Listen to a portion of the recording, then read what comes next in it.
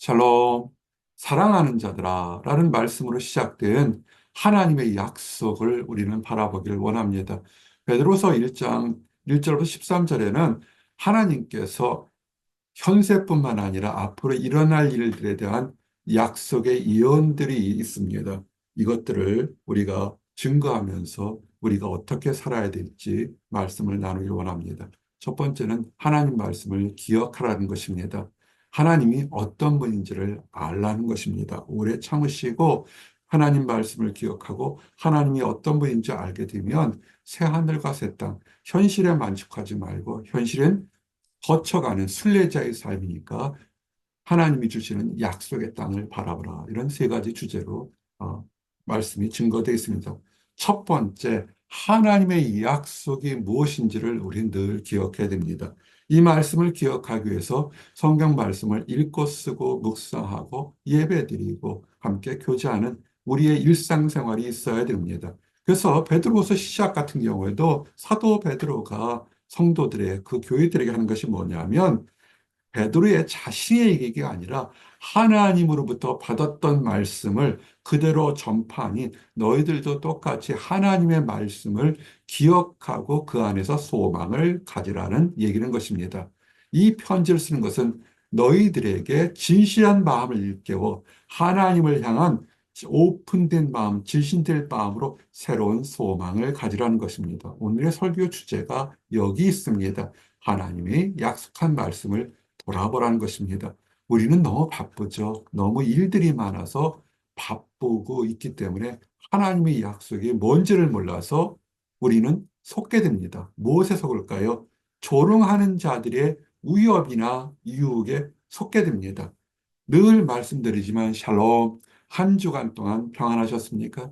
한 주간 동안 참 많은 일들이 있었을 겁니다. 마음이 벌럭벌럭하는 일도 있고 분노할 수도 있고 다투는 일들이 있는데 근데 대부분 보게 되면 내 스스로 넘어지는 것도 있겠지만 주변의 환경이나 사람과 사물 때문에 우리는 분노하거나 또는 좌절할 때가 많습니다. 왜 그럴까요?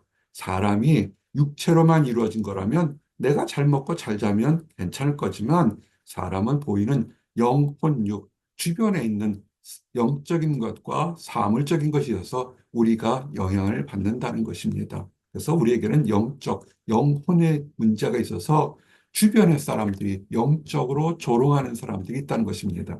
그저 광신자들처럼 예수 천당 불신지옥 그거라고 조롱한다면 차라리 어쩌면 그것이 좋을지 모르겠지만 우리는 믿지 않는 사람과 일상의 삶을 동일하게 살아갑니다. 믿는 사람들도 밥을 먹고 믿지 않는 사람도 밥을 먹고 직장 다니고 자녀를 양육합니다. 그런데 우리가 숨겨도 우리도 알게 모르게 우리는 믿는 사람들의 향기가 나서 보이지 않게 믿지 않는 악한 사람들만은 아니에요. 믿지 않는 사람들 중에 악한 사람들이 조롱하고 위협합니다. 명분은 딱 맞아요. 세상적인 명분으로 우리를 조롱하면서 그들은 왜 조롱할까요? 자기의 정욕대로. 정욕이 뭡니까? 세상의 가치관대로 우리를 판단하고 재단하니까 우리는 거기에 함께 할 수가 없으니까 조롱당할 수밖에 없습니다. 대표적인 것이 하나님을 믿는다고 그러면서 하나님이 어디 있느냐고 질문하죠. 두 번째, 하나님이 예수님께서 재림한다. 재림이 벌써 2000이 지났는데 어디 있느냐라고 계속 조롱합니다. 너희들이 그 시간에 예배하는 시간에 드리는 시간이나 물질이나 노력이 다 헛된 거라고 조롱하죠. 여기에 많이 넘어가고 신문이나 방송을 보게 되면 신앙생활, 믿음 생활하는 것이 가장 바보인 것처럼 그렇게 취급받게 됩니다.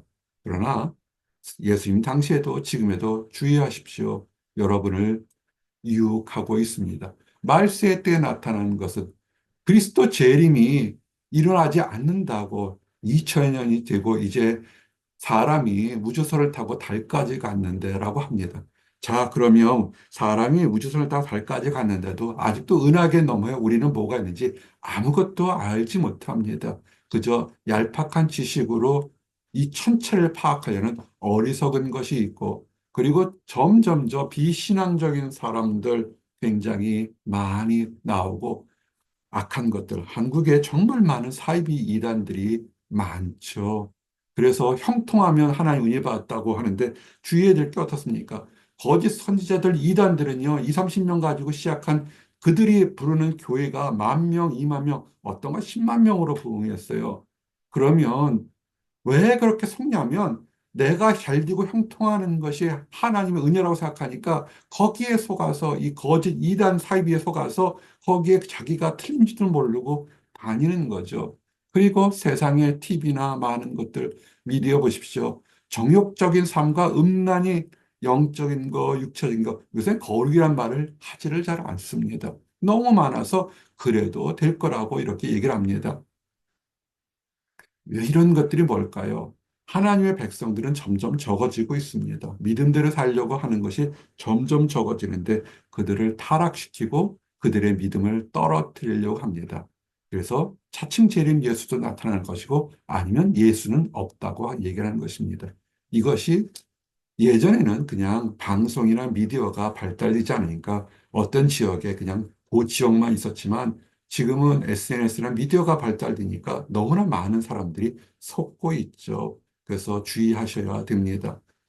그래서 성경은 얘기하는 게 뭐냐면 있었던 일을 돌아보라는 것입니다. 어떤 일이 있었을까요? 대홍수의 심판이 있었죠. 사람들은 대홍수의 심판을 말이 안 된다, 전설이다 그러지만 이건 고고학자들이나 많은 학자들이 지구상에는 인류에는 큰 대홍수의 심판이 있었다는 것은 이미 과학적으로 굉장히 증거가 된 거기 때문에 이거는 부인할 것이 없었습니다.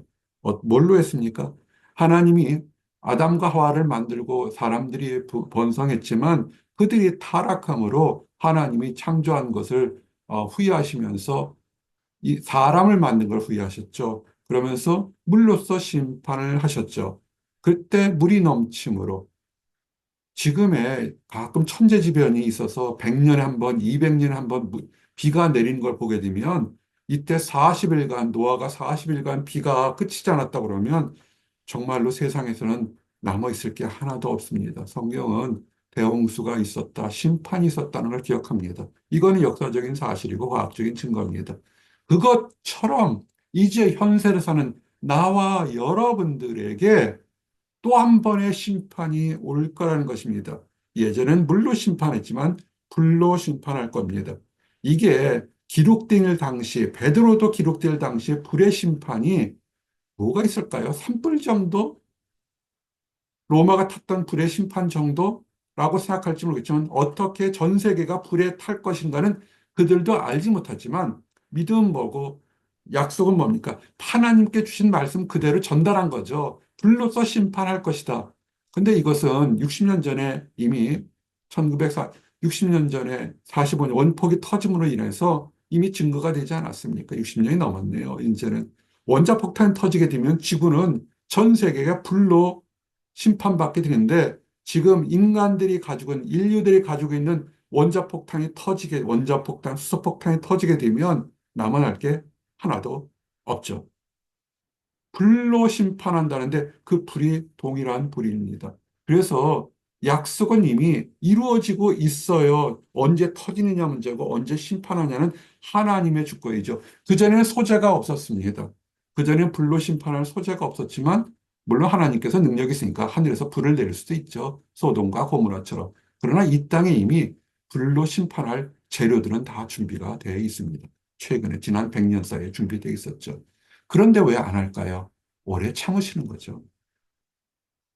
하나님이 없으셔서 그런 게 아니라 하나님의 관점에서는 하루가 천년 같을 수 있고 천년이 하루 갈 수 있어서 인간들의 악함을 보시면서 지금 오래오래 참으시는 거죠. 하나님이 인내심과 자비심이 넘치기 때문에 불로 심판하지 않는 것뿐이지 이것이 때가 차게 되면 불로 심판할 수밖에 없게 되는 것입니다.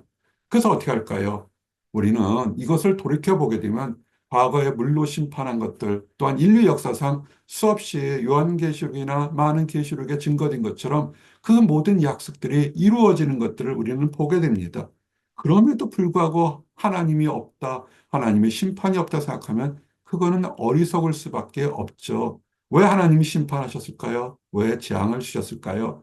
사람들을 골탕 먹이려는 것이 아니라 노아의 홍수 때도 노아가 배를 만들려고 일평생 동안 준비했다고요.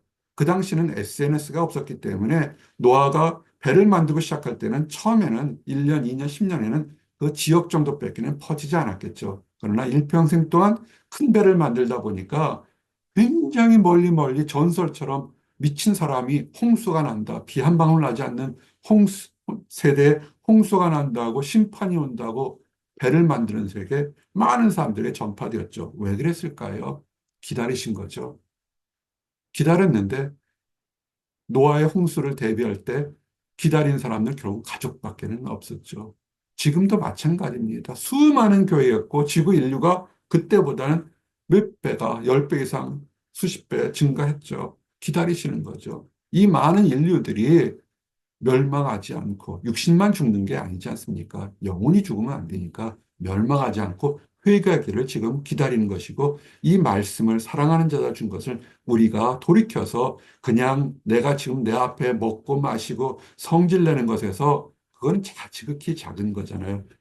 어떻게 살아야 될지를 돌아보라고 얘기하는 것입니다. 이제는 그래서 우리가 하나님을 믿는 사람이라면 작은 것은 이제 좀 관용을 베푸시고 새 하늘과 새 땅을 바라보시기 바랍니다. 도적처럼 우리가 알지 못하는 것처럼 하늘의 하나님께서 이 땅에 오실 것을 보게 됩니다.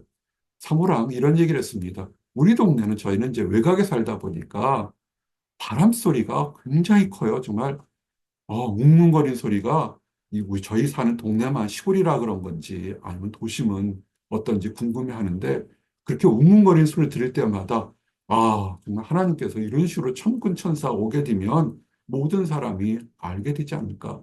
그리고 그때가 되면 큰 소리가 나서 오시는 소리가 들리겠죠.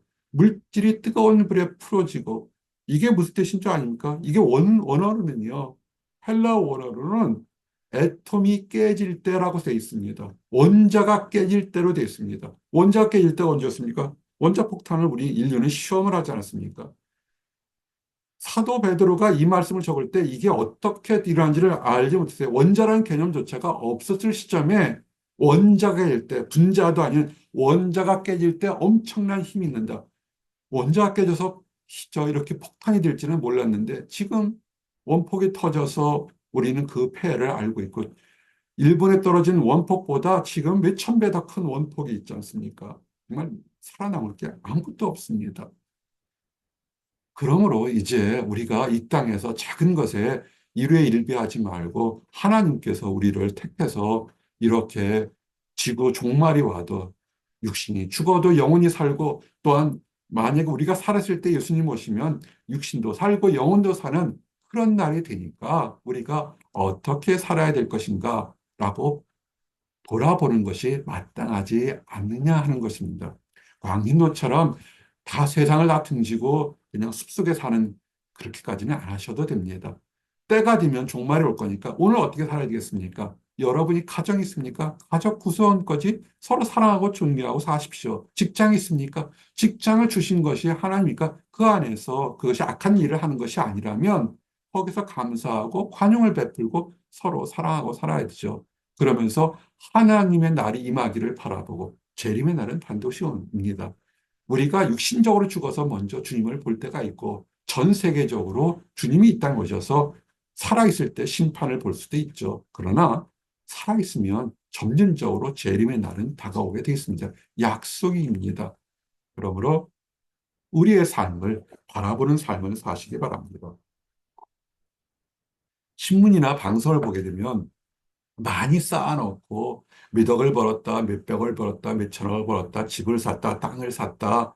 그것이 인생의 전부인 것처럼 하지만 나중에 그렇게 얻은 사람들이 죽을 때 보게 되면 굉장히 쓸쓸하게 죽는 것을 보게 됩니다.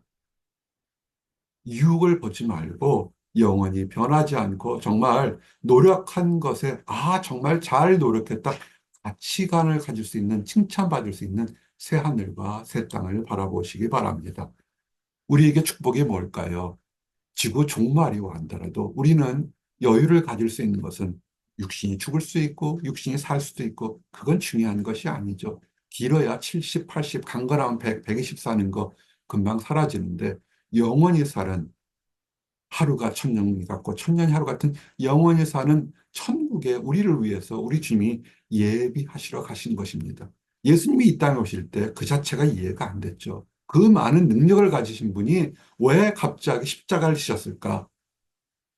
천사 한 명이 아수르라는 제국을 무너뜨릴 수 있는데 막 1만 명이 넘는 천사들을 동원할 수 있는 예수님께서 묵묵히 십자가를 지신 것은 나와 여러분들을 위해서 모든 죄를 대신 지시고 깨끗하게 하셔서 영원한 천국으로 예비하신 것입니다. 이것이 우리에겐 소망이고 축복이 되는 것이죠.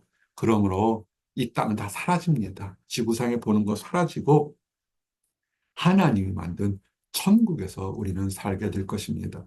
천국에 살 수 있다는 기쁨이 있는 것, 그것이 축복이고 확신이 없다면 돌아보시고 교회를 다시 찾으시고 믿음을 돌아보셔야 됩니다. 새하늘과 새 땅, 하나님이 주시는 증오가 없고 눈물과 다툼과 전쟁이 없는 하나님의 나라가 조만간 임할 것입니다.